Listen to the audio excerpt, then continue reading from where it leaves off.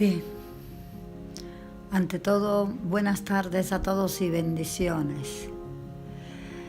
Hoy comenzaré un nuevo ciclo con todos mis hermanos en Yeshua, en Jesucristo, en Jesús. En realidad os habéis puesto a pensar alguna vez por qué los manuscritos y evangelios prohibidos por la Iglesia Católica corresponden a aquellos que se sentaron en la mesa con Yahshua, que compartieron con Él y recibieron sus enseñanzas directas para nosotros. Yo sé que muchos de vosotros no habéis descargado estos manuscritos apócrifos y por lo tanto he decidido compartiros uno muy importante que el Padre Eterno me ha encomendado grabarlo en voz humana, en la voz de esta su mensajera al servicio del verdadero Dios y de Yahshua. Que la bendición sea derramada para toda la humanidad. Alégrense, porque cuando sucedan todas estas cosas, vuestra liberación está cerca. Comenzamos. El Evangelio de Felipe.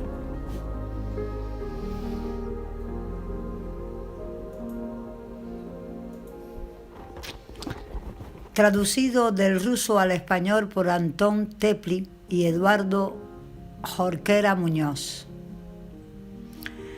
Ambos pidieron en oración la asistencia del Padre.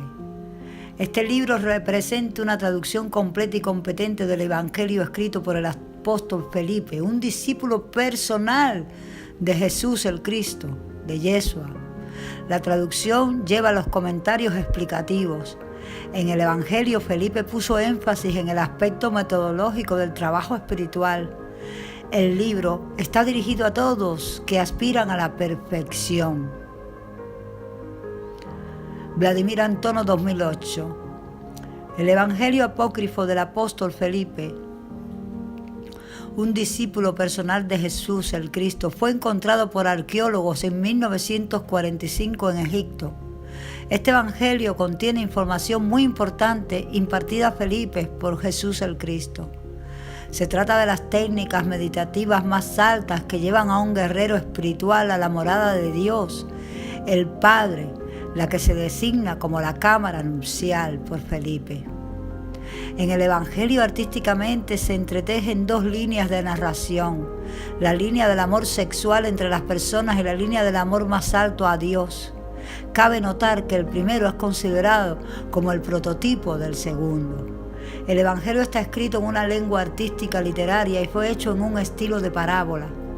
El Evangelio no fue conocido por los lectores rusos hasta ahora, es decir, hasta 2008.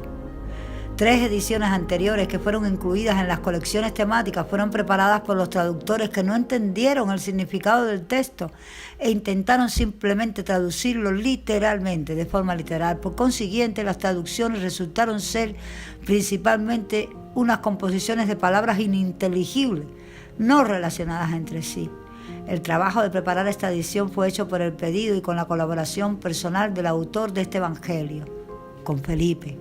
El prototipo de esta edición son las ediciones 2-3. Los comentarios para el texto del Evangelio están compuestos en letras menudas. Comenzamos. Un hebreo engendra a otro hebreo y tal persona puede ser llamado prosélito, pero un prosélito no engendra a otro prosélito. Aquellos que vinieron de la verdad son así desde el principio y ellos engendran a otros hombres de la verdad. Los últimos solo tienen que nacer en ella, entre paréntesis.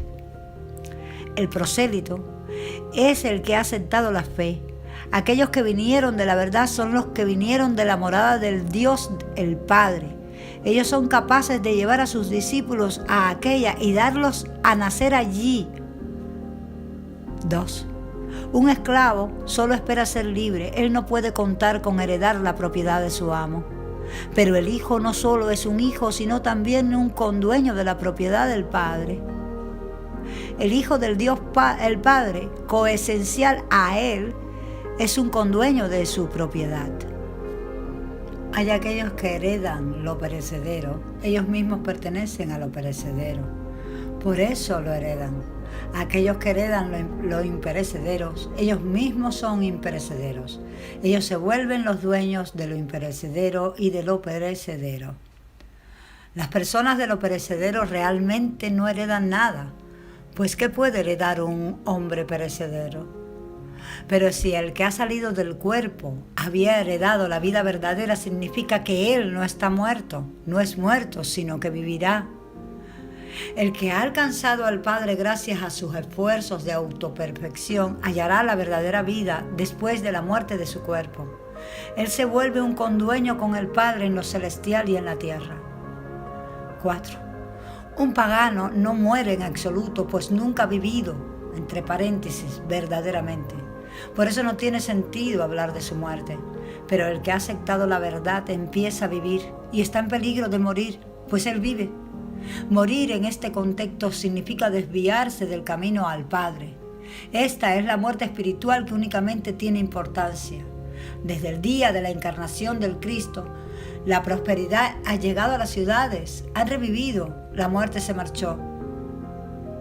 Cuando nosotros éramos hebreos, cada uno tenía solo madre, pero desde que nos hemos vuelto cristianos, tenemos padre y madre.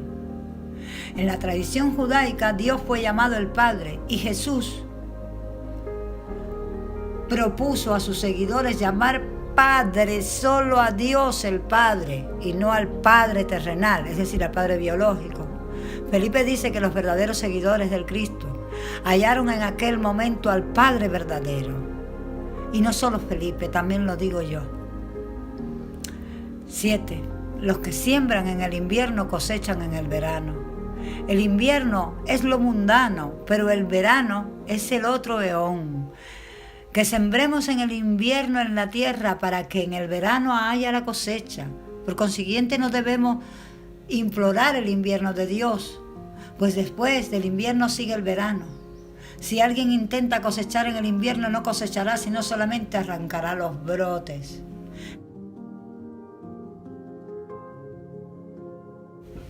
Bueno, continuamos con Felipe del 7 al 8. En las regiones del sur siembran en el invierno y no en la primavera como se hace en las regiones frías. La palabra griega eones denota las dimensiones espaciales. Entre estas hay las que se les llaman el infierno, el paraíso y la morada de Dios el Padre. En el invierno, es decir, mientras estamos en la tierra, debemos trabajar para estar en el verano, en la abundancia y la beatitud de los eones más altos. El que no actúa así no cosechará. Es más, no solamente no cosechará, sino también su fuerza en el sábado será débil. Felipe del 8 al 10.